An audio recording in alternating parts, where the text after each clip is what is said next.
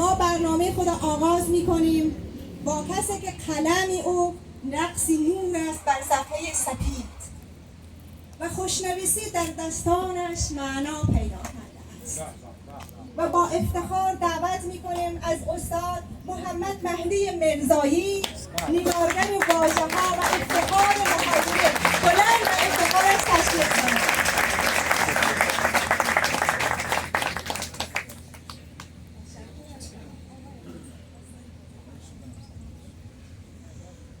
بسم الله الرحمن الرحیم.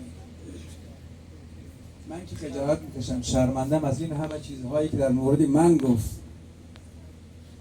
منی وجود ندارد واقعا. این حقیر به عنوان خاک پای همه شما خوبان کوچکتر از همه شما هستم. اگر قلمی به دستم هست و چیزی را می نویسم به عشق شما مردم عزیز و سربلند کشورم هستم، به عشق ادبیات فارسی و به عشق آنچه خوبی است در عالم با شما سخن میگویم. حالا نشسته بودم این پایین، گفتم که با آقای نیازی عزیز گفتم چی بگویم اونجا؟ گفتم هر چی که از داد میبره بگو. دیگه برسلا چی بگیم اینجا؟ ما در حضور این همه هنرمند، این همه فرهیخته، این همه انسانهای عاشق، جوانان عزیز، کسانی که هر کدامتون تاریخی ما را میسازید. من چیزی ندارم جز عرض ادب. و اما چون در روز عید سعید قربان هستیم، ما مسلمانیم و معتقد به دین مبین اسلام و معتقد به قرآن کریم و همه آیات الهی که خلق شده است. واقعا قرآن رو وقتی توجه میکنیم میبینیم که خیلی نگاه ژرف و عمیق به این روز یعنی عید سعید قربان دارد. البته در یک آیه از قرآن کریم هست که از عید در واقع نام برده است. الباقی جا رو من ندیدم، منتها اشاره های زیاد است، از جمله سوره مبارکه حج. واقعا فاخرترین آیات در این سوره وجود دارد که من اصلا از زمانی که دوران نامزدی در دوران عروسیم با این سوره آغاز کردیم. یادش بخیر در موتری که ما سوار بودیم با تلاوت از قرآن کریم توسط عبدالباسط مرحوم از این سوره حج رو گوش میدادیم. یه خاطره جالبی هستش و واقعا خیلی انسانساز هست.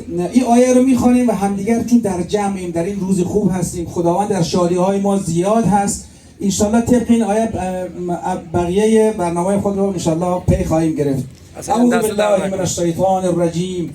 این آیه دقیقاً در 114 سوره مبارکه مائده است و خدمت شما عرض کنم که بین حضرت عیسی ابن مریم علیه السلام، چقدر این اسم قشنگه، عیسی ابن مریم پیغمبر عاشقان و حواریونش و اطرافیانش، خیلی قشنگه. ربنا انزل علینا مائدة من السماء تكون لنا عیدا لاولنا و آخرنا و آیة منک و انت خیر الرازقین. الهی از آسمان خودت مائده‌ای برای ما بفرست. ما هم دعا کنیم همگام با حواریون. شما هم حواریون عاشقان هستید، حواریون پیغمبر هستید دیگه، فرق نمیکنه. الهی از آسمان خودت اون برکات بیوقفه خودت را بفرست که هم برای امروز ما عید باشد و هم برای آیندگان ما عید باشد. چقدر زیباست.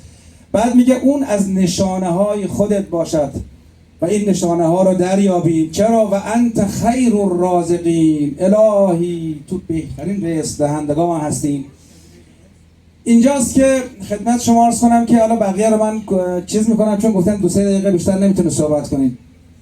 اما روز یا هفته هزاره یا فرهنگ هزاره چقدر تطبیق است با آیات قرآن کریم، چقدر همگام هست با همه زیبایی ها، چقدر همنشین است با تمام چیزهایی که ما در عالم داریم، از جمله علم و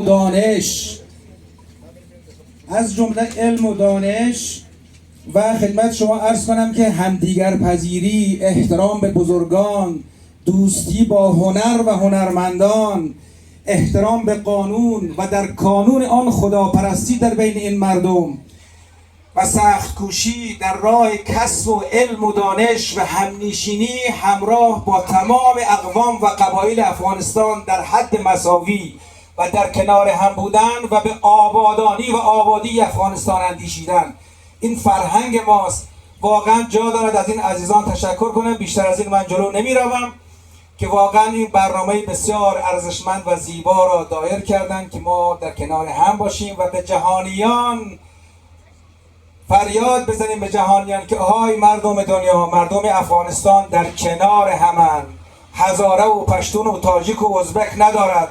همه مردم افغانستان به آبادانی و آزادی مردم افغانستان فکر میکنن و به این افتخار میکنن. شما هم همه مردم افغانستان رو و هم خودتون رو تشویق بفرمایید.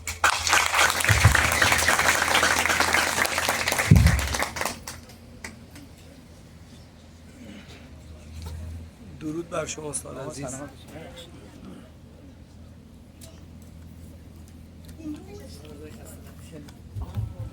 امروز روزی است که آسمان به سجده